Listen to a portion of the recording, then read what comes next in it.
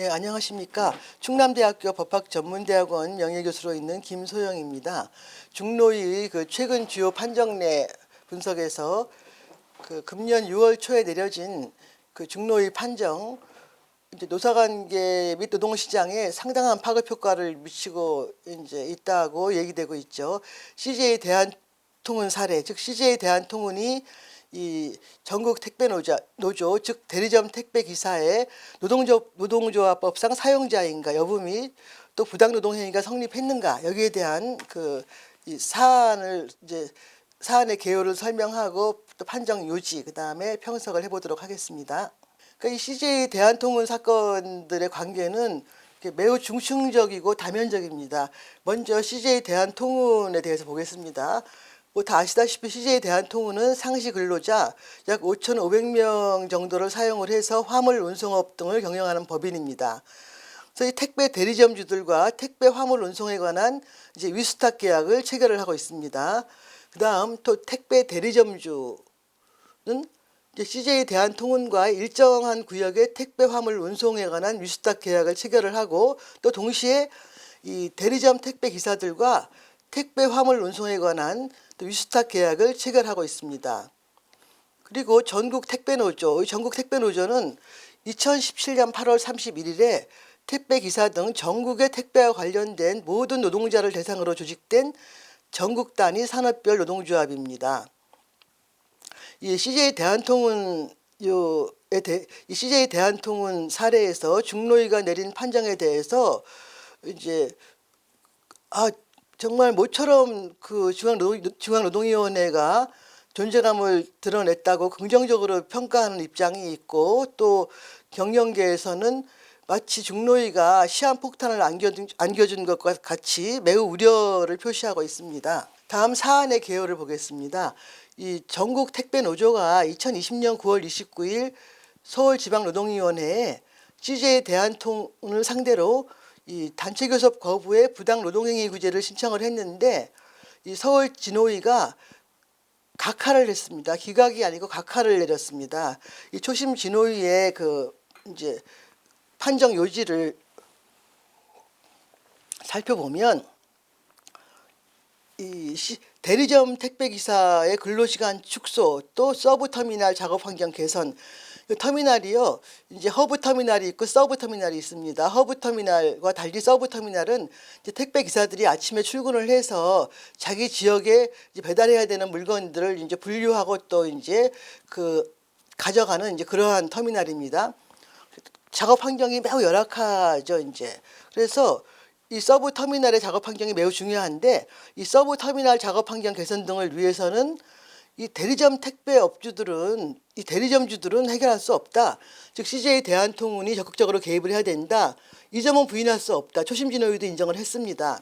그럼에도 불구하고 그러나 CJ 대한통운과 대리점 택배기사 사이에 뭐 명시적이든 묵시적이든 근로계약 관계가 형성되었다고 보기 어렵기 때문에 노동조합법상 사용자에 해당한다고 볼 수 없다. 따라서 당사자 적격, 즉 사용자 적격이 없다는 취지로 각하 판정을 했습니다. 그러자 전국 택배 노조는 서울 진노위의 판정에 불복하고 금년 1월 8일 중노위에 부당 노동행위 구제 재심을 신청했습니다. 중노위는 이제 다양한 사실관계 확인과 실태 파악을 위해서 이 공익위원들과 노사위원이 참여하는 현장 조사를 실시를 했습니다. 서브터미널에도 직접 이제 나가보고요, 위원들이. 또 그리고 보통 신문회의가 1회로 끝나는데 수차례의 신문회의와 판정회의를 거쳐서 전국 택배 노조의 구제 신청을 인용을 했습니다. 즉 전국 택배 노조의 손을 들어주었습니다. 그러자 CJ 대한통운은 당연히 또 중노위의 재심에 불복을 해서 행정소송을 제기했습니다. 그래서 지금 현재 이 사건은 행정법원에 계류 중입니다. 당사자 주장을 간단히 살펴보겠습니다. CJ 대한통운의 주장은 대리점주는 독립적인 사업주다. 그리고 우리하고는 위탁계약을 체결한 것이다. 그리고 대리점주는 택배 사업을 독립적으로 수행하고 또 택배 기사들과 또 위수탁 계약을 체결해서 재위탁을 하고 있는 것 아니냐. 그다음에 두 번째로 제가 이제 골드로 표시를 했는데 글씨 색깔을요. 보시면은 그 대리점 택배 기사와의 위스탁 계약 체결 및 종료 여부, 또 계약의 주요 내용, 당연히 뭐 수수료율, 책임 배송 구역, 또 계약 기간 등 이러한 거는 그 전부 대리점주와 택배 기사 사이에서 결정되는 것이다. 그리고 CJ 대한통운은 이 대리점 택배 기사들과 아무런 법률 관계, 아무런 계약 관계를 맺고 있지 않다. 이와 같이 주장을 하였습니다. 이제 반면에 전국 택배 노조는 이제 골드로 표시된 부분만 보겠습니다. 이 CJ 대한통운이 실제로 이 대리점 택배 기사의 근로조건, 즉 노동시간 단축, 주 5일 근무제, 또 작업 환경 개선, 특히 이제 서브터미널 환경 개선 이러한 것들을 결정할 수 있는 권한이 있다. 실질적인 권한이 있다.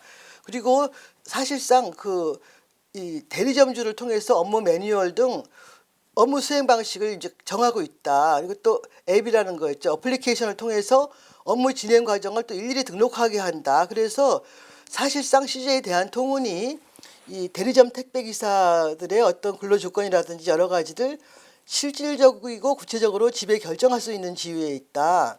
이제 그렇기 때문에 그 CJ 대한통운이 이 단체 교섭의 당사자가 되었을 때만 여러 가지 노동 문제를 해결할 수 있다. 이와 같이 이제 주장을 이제 했습니다. 그렇기 때문에 CJ 대한통운이 실질적인 사용자인데도 이 교섭 요구에 응하지 않은 것은 이제 부당 노동행위에 해당한다라고 주장을 했습니다. 판정 요지가 그 아주 이례적으로 상당히 장문입니다. 상당히 긴데 제가 이제 그 여러분들에게 설명하기 위해서 중요한 부분만 요약을 했습니다. 판정 요지. 일단 이 CJ 대한통운이 전국 택배 노조에 대해서 단체 교섭 의무를 부담하는 사용자인지 여부, 여기에 대해서 중노위는 먼저 노동조합법상 단체 교섭 의무를 부담하는 사용자의 범위에 대해서 이제 설시하고 있습니다. 노동조합법상 단체 교섭 의무를 부담하는 사용자인지는 헌법상 기본권인 단체 교섭권을 구체적으로 실현하는 관점에서 이 노무제공 관계의 실질에 비추어서 이 뭐 노동 조건 등을 지배 결정하는 자가 누구인지를 기준으로 판단해야 된다. 이제 그다음 쭉 내려가서 또 노란색으로 표시한 데 보면은요. 그 원사업주 이외의 사업주라 할지라도 지금 이 사건에서 이 택배 기사들의 원사업주는 대리점주죠. 그렇죠? 그러니까 원사업주 이외의 사업주란 누구를 말하는 것입니까? CJ 대한통운을 말하는 거죠. 그러니까 CJ 대한통운이 원사업주는 아니란 말이에요. 그렇죠? 이 대리점 택배기사의 원사업주는 계약 상대방은 대리점주죠. 그러니까 이제 그 CJ 대한통운이 계약 상대방이 아니라 할지라도 이 택배기사들의 기본적인 노동조건 등에 의해서 일정 부분, 전부는 아닙니다. 일정 부분 실질적이고 구체적으로 지배 결정할 수 있는 지위에 있는지는 그 법률적 또는 사실적인 권한과 책임의 한도 내에서 그 노동조합법상 교섭 의무를 부담하는 사용자로 인정된다. 그러니까 근로조건 등을 일정 부분이라도 실질적이고 구체적으로 지배 결정할 수 있다면 그 한도 내에서는 노동조합법상 사용자라는 것입니다. 이제 그다음 그 요 페이지에서 이제 줄치인 부분만 보면은 제가 이제 읽지 않고 요약해서 말씀을 드리면 그 지금 현재 노동시장에서는 어떤 전통적인 근로계약 관계에서 다면적인 노무 제공 관계로 고용구조가 재편되고 있다. 그렇기 때문에 그 기존에 단일했던 노무 사용자로서의 권한 또한 복수의 사업주 간 분화되고 있다 현실이. 그렇기 때문에 이제 원사업주 이외의 사업주가 원사업주 소속 근로자의 일단 기본적인 근로조건을 형성하고 결정하고 있고 또 그 사업장의 유해 위험 요소를 관리하고 있고 또 작업 배치, 업무 방법 기준 등에 대해서 일정한 지배력, 결정권 등을 보유한다면 사용자 책임을 인정해야 된다. 그래서 원사업주와 중첩적으로 분담하는 것이 우리 헌법이 보장하는 노동 3권의 실질적인 구현을 위해서 이제 요청된다라는 것입니다. 그 뭐 근로자 파견 관계도 있고요. 또 뭐 하도급, 또 모자 회사, 또 플랫폼 사업자, 등등 이제 다면적 노무 제공 관계가 확산되고 있기 때문에 이제 이러한 법리가 사실은 이제 개발이 된 것이죠. 이 부분은 제가 꼭 설명을 드려야 되는데 이 사건 사용자 CJ 대한통운이 노동조합법상 단체교섭 의무를 부담하는 사용자인지 여부, 여기서 CJ 대한통운은 서브 터미널에서 택배기사의 배송 상품 인수 시간을 단축하는 것, 즉 전국 택배 노조가 이것을 요구한 것이죠. 교섭에서 서브 터미널에서 택배기사의 배송 상품 인수 시간을 단축해달라. 또 택배기사의 집화 상품 인도 시간을 단축해달라. 이제 그 부분을 교섭을 하자는 거죠. 또 택배기사 1인당 1일 주차장 보장. 이러한 세 가지 서브 터미널의 작업 환경 개선 등 세 개 교섭 의제에 대해서 CJ 대한통운은 교섭 요구에 응할 의무가 있다. 이건 CJ 대한통운이 해결할 수 있는 겁니다.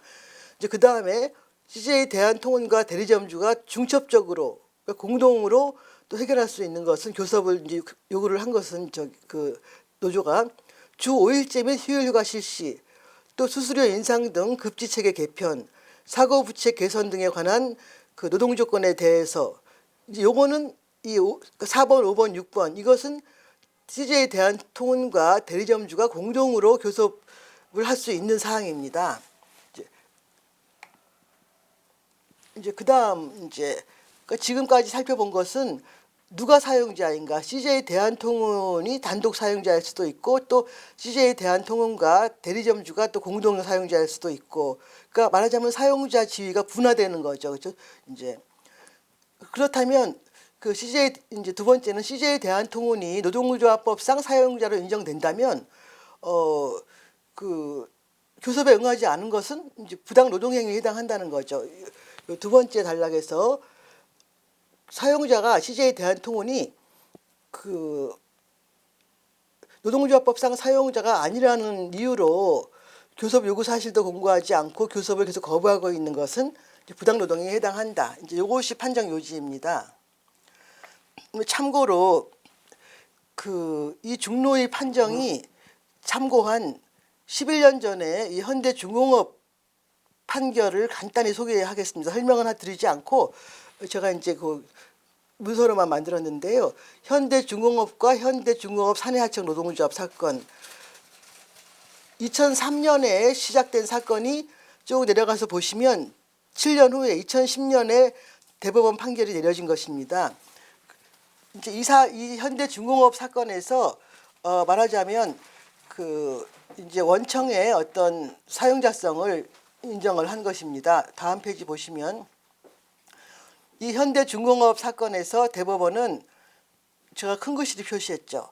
기본적인 근로조건 등에 관해서 고용사업주인 사내하청 업체의 권한과 책임을 일정 부분 담당하고 있다고 볼 정도로 실질적이면서도 구체적으로 지배 결정할 수 있는 지위에 있다면 그자가 사용자이다. 그래서 현대중공업에 대해서 부당 노동행위의 사용자 지위를 인정을 했습니다. 이제 중노위가 이 판결을 이 현대중공업 판결의 법리를 이제 원용을 한 것입니다. 끝으로 평석을 간단히 설명을 드리겠습니다. 이제 판단 근거에 대해서는 제가 쭉 설명을 했기 때문에 보시고요. 여기 첫째, 둘째는 반복되기 때문에 설명드리지 않고 그러나부터 보겠습니다. 이 중노위가 CJ 대한통운을 대리점 소속 택배기사 노동조합인 이 전국 택배 노조의 노조법상 사용자로 인정했다고 해서 이게 CJ 대한통운에 대해서 오로한 아싱 방식으로 접근하는 것이 결코 아니라는 점에 주목할 필요가 있습니다. 그러니까 단체 교섭 상대방으로서의 CJ 대한통운에 대해서 이 모든 사항에 대해서 단체 교섭 의무를 절하하는 것이 아닙니다. 중노위는 택배기사의 노동조건, 대리점 택배기사의 노동조건 중에서 일정 부분에 대해서 CJ 대한통운이 단독으로 또는 대리점주와 중첩적으로 교섭 의무를 가진다고 판정을 한 것입니다. 경영계가 이것을 모를 리 없지만 이 사례가 이 판정이 이제 기업에 미치는 영향이 크기 때문에 이제 예의주시하고 이제 있는데 CJ 대한통운의 100% 사용자성을 인정하는 것이 아니라는 것을 우리가 주목할 필요가 있습니다. 이제 끝으로 그 중노위드 장문의 판정문에서 누누이 강조했지만 근로자가 사용자가 근로계약을 체결하고 그 상대방의 계약 상대방에게 직접 노무를 제공하는 전통적 노무 제공 관계는 이미 우리 노동시장의 보편적 트렌드를 벗어난 지 오래입니다. 따라서 그 뭐 산업 구조의 변화 또 생산 유통 판매 방식의 변화에 따라서 노무 관계는 다면적 중심적이 되고 있습니다. 따라서 그 집단적 노사 관계에서의 사용자 개념은 계약 당사자와 관계없이 분열 확대되고 있습니다.